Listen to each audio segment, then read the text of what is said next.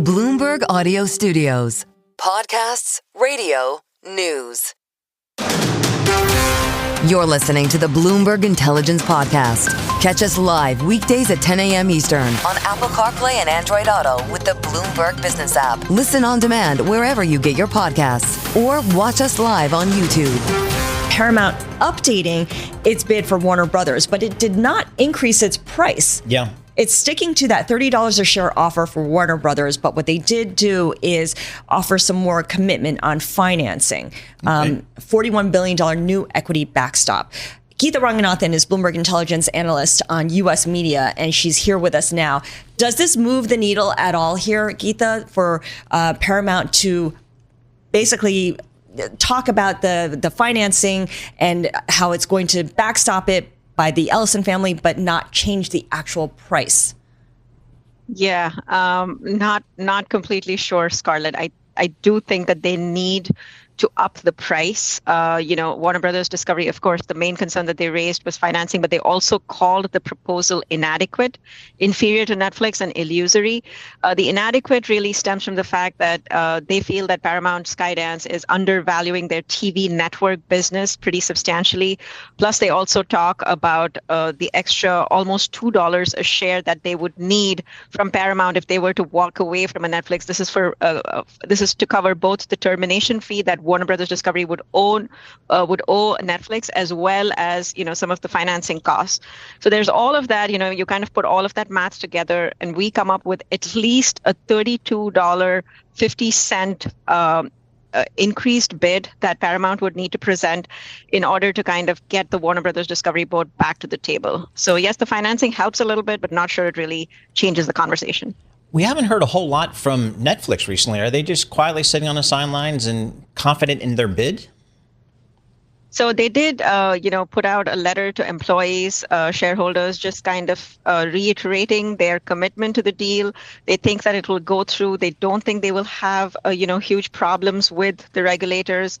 And it was interesting today, even in the Warner Brothers Discovery letter that they put out, suggesting that, they don't see, rather that they view both of the deals as equal from a regulatory perspective. And one of the key numbers that they highlighted, the Warner Brothers Discovery team, was the $9 billion in synergies. So Paramount Skydance basically talking about $3 billion in synergies from its Skydance deal, $6 billion from the Warner Brothers Discovery deal, saying that will actually put a lot of, that's bad for Hollywood. Sure. It would result in a lot of job losses, whereas the Netflix deal might actually be better. So who knows? Who knows? And I mean, this is something that's going to play out over the next 1.5 to 2 years. Geetha, we know that Jared Kushner, the president's son-in-law, his private equity firm Affinity Partners was involved in the Paramount Skydance deal. It was supposed to contribute $200 million to the financing, but it has since pulled out of this bid, perhaps because of potential conflicts of interest. Does this change the scope of Paramount Skydance's offer? Does it make it more attractive, less attractive, or does it not really do much? I think, yes, you're right, Scarlett. The optics were definitely bad, and it kind of, looked a little bit questionable. So now they're kind of removing that, which is definitely good. I think it's more positive for the Paramount Skydance deal. That said, though, I think they really, really need to deliver a knockout bid, and the knockout bid that we're kind of looking for is something like $35. I think that really then gets Netflix thinking about, okay, do we need to re-up our offer? And everybody gets excited at the Warner Brothers Discovery board again. Until they do something really significant on the pricing front, I don't think the Warner Brothers Discovery board is going to want to come back to the table to re-engage. Geetha, one of the comparable deals out there for a spin-off of Warner Brothers cable networks is what Comcast is spinning out its cable networks into a company called Versant. Is that publicly traded yet? Have they done that spin-out? Yeah, they did. They have a when issued trading. The actual the complete distribution will happen sometime in January when it will start trading. But we do, with the when issued trading, we do have some price discovery for that stock. So right now, if you kind of look at where Versant is trading, we get a forward EBITDA multiple of about 5.2 times, which is higher than what Paramount Skydance had suggested for the valuation of the Warner Brothers Discovery at 4.5x. So already there, we're kind of seeing some signs that the valuation of the global networks business should be slightly higher. Do you see any other M&A taking place in media? I know we're all fixated on the bidding war for Warner Brothers Discovery, but at one point, Comcast was a potential bidder, and it dropped out fairly early. But are there any other deals kind of percolating in the background that you would keep your eye on?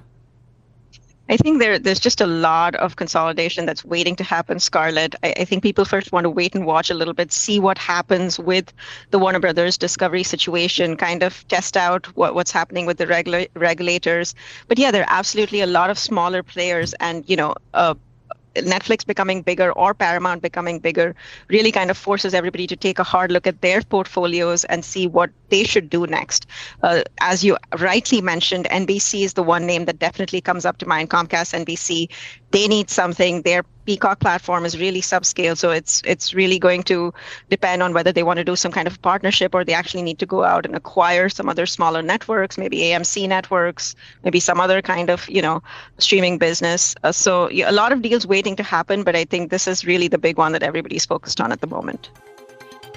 Stay with us. More from Bloomberg Intelligence coming up after this. You're listening to the Bloomberg Intelligence Podcast. Catch us live weekdays at 10 a.m. Eastern on Apple CarPlay and Android Auto with the Bloomberg Business app. Listen on demand wherever you get your podcasts or watch us live on YouTube. Let's switch gears to the airline business. Bankrupt Spirit Aviation Holdings, remember them, is in revived discussions to merge with Frontier Group Holdings in a deal that could rescue the deep discount airline from insolvency. Let's break this potential deal down with George Ferguson, Senior Aerospace, Defense, and Airlines Analyst for Bloomberg Intelligence. George, does it make sense putting these two, I'm going to call them struggling regional airlines or discount airlines, does it make sense to put them together? You know what?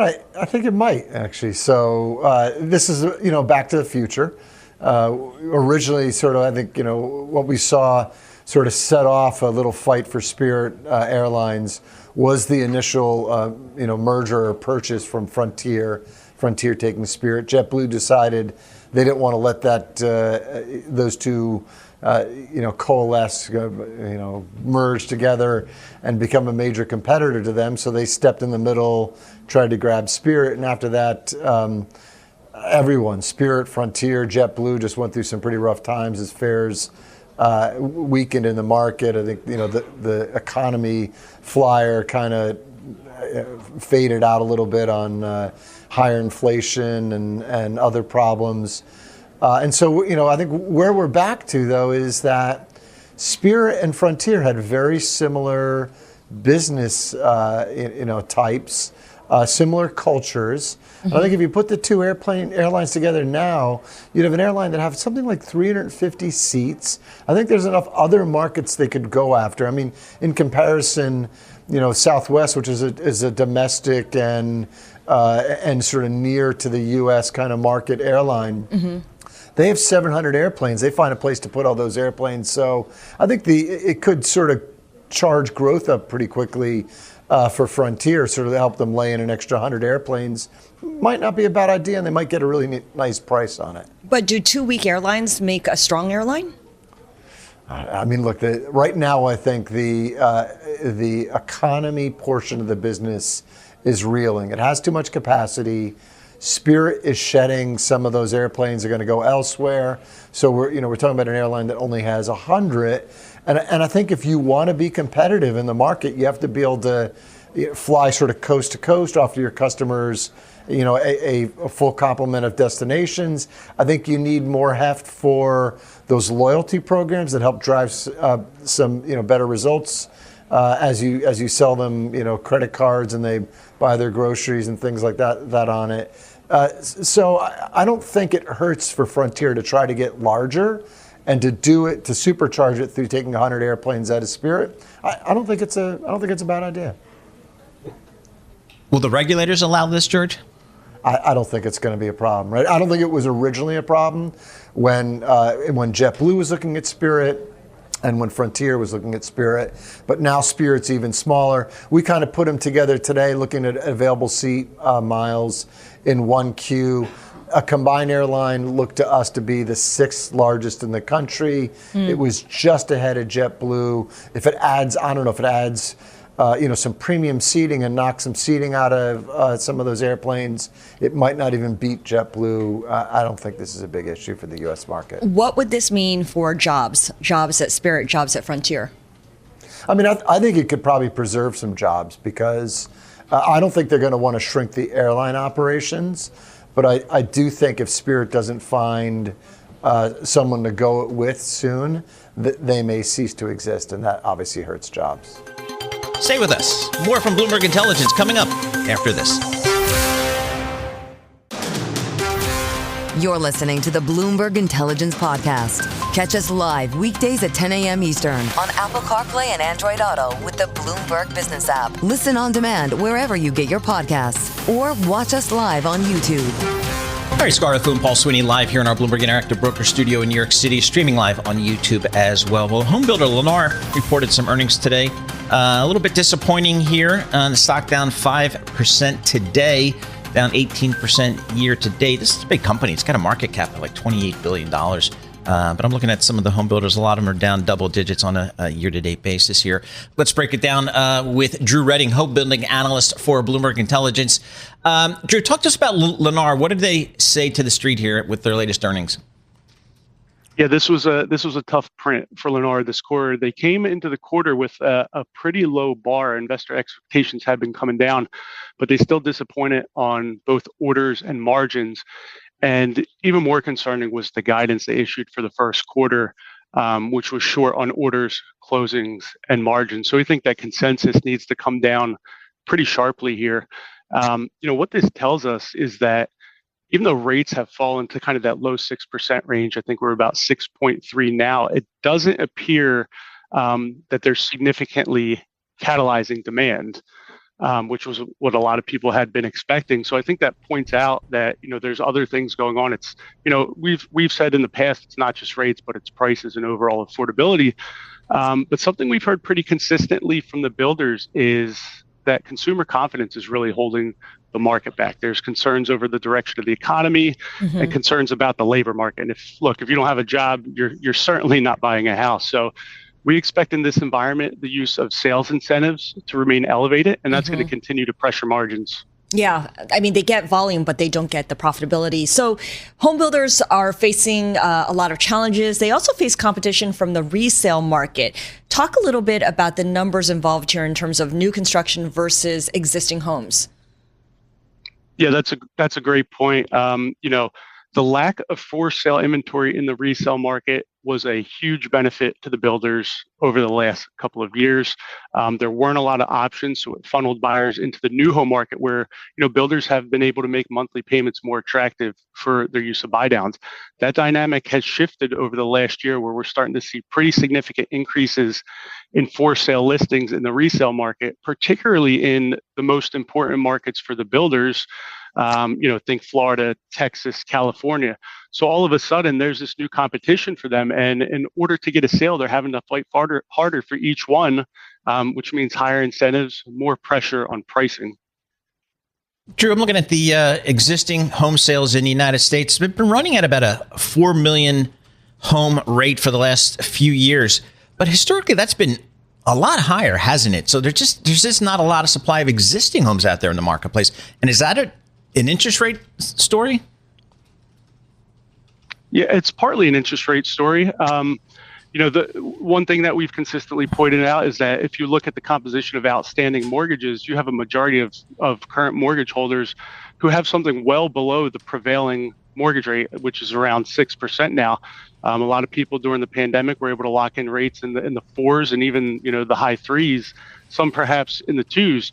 So the existing home market has really been frozen. If you look at total volumes, you mentioned we've been hovering around this 4 million annualized rate for about 3 years now. That's about 20% below what a normalized market would look like. So I think rates coming in will certainly help as we look out to next year. We do think that you're going to see perhaps mid to high single digit growth in the existing home market. But keep in mind, we're coming off historically low levels. So some improvement, but I think context is certainly key there. Lennar is certainly not the only builder facing these challenges. How is the company specifically saying or explaining to investors how it's adapting to this new normal of persistent affordability concerns due to softening consumer confidence and a weakening job market, all these macro headwinds that it has no control over? Yeah, Lennar has been a pretty interesting example. Remember, they're the second largest builder by volume in the country, and they run a production-first business, which means their goal is to push volumes. And over the last couple of years, they've been willing to sacrifice margin to get volume. So, they'll tell you they're bringing a more affordable product to the market, but what we've seen is a dramatic drop in their gross margins. In just 3 years, they've gone from a gross margin in the high 20% to something in the high teens percent in 2025. So a very sharp fall. And what they told us last quarter is that, they can only push so hard on this market. The demand just simply isn't there. So in order to get more sales, the incentives have to keep ratcheting up. So what they told us is that they're making some sort of a pivot into where they're looking to sustain their gross margin. So what we want to hear from them on the call is, where do we think that gross margin floor ultimately lands?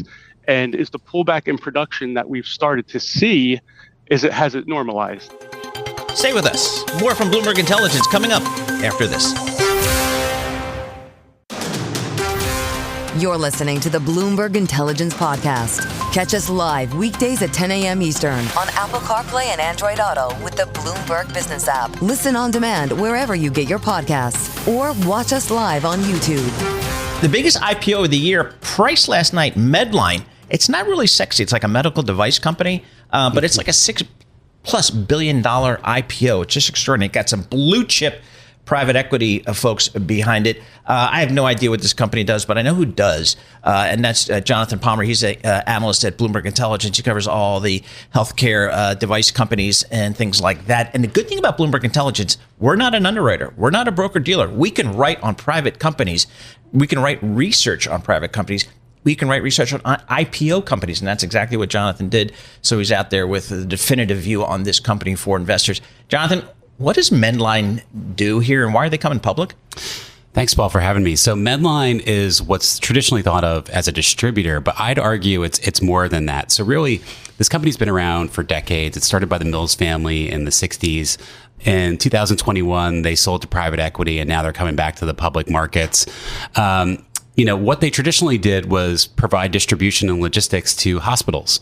But over the years, they actually started making their own products. So things like masks, drapes, sutures, all the stuff that kind of you need in a surgery or to take care of patients. It's not too sexy, but has a much better margin than logistics.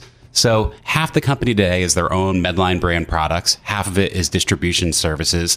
The secret sauce here is that they basically they don't give it away, but they can essentially give away the distribution and logistics piece while capturing all the margin on the product side.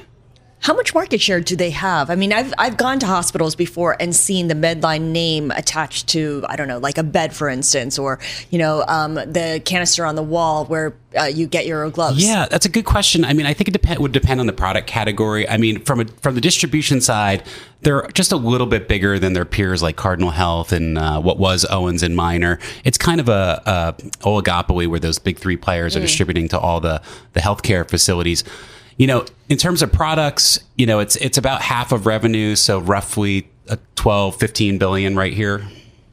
What about tariffs? How affected by tariffs are they? Because I can't imagine that these items, gloves, masks, swabs, syringes, are made in the U.S. Well, they do have a fair amount of manufacturing in the United States. They have talked about tariffs, a couple $100 million impact this year and next year.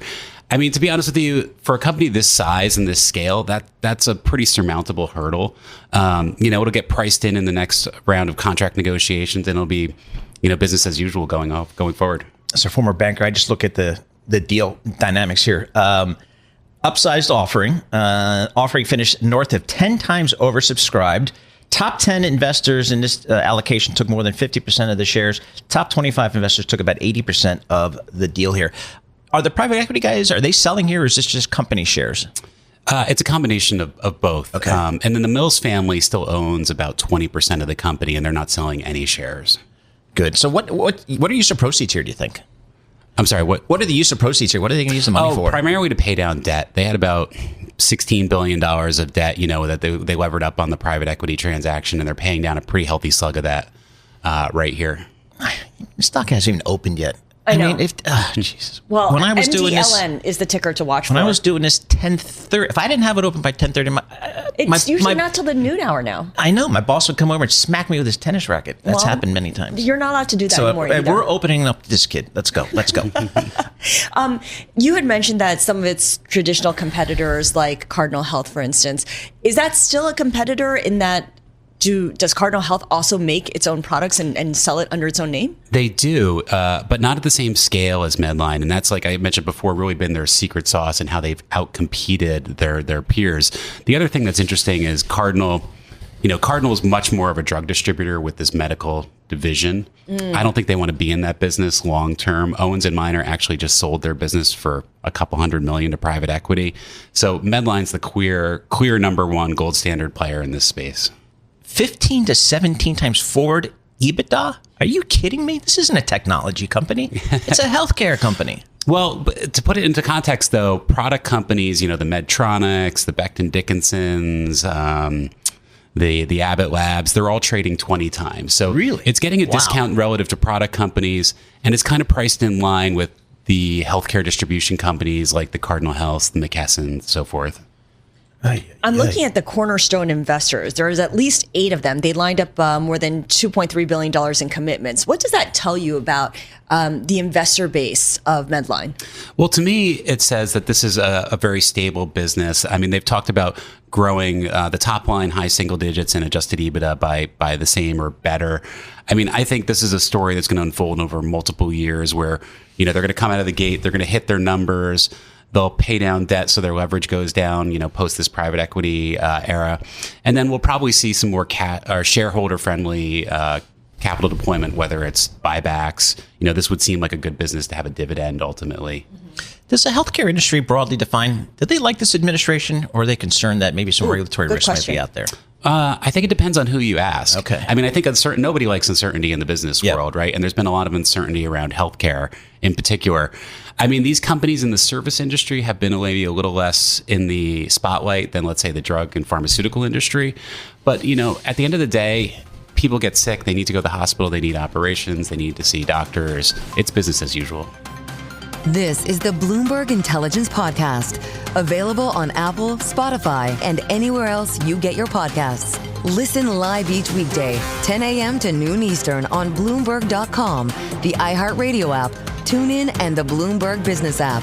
You can also watch us live every weekday on YouTube and always on the Bloomberg Terminal.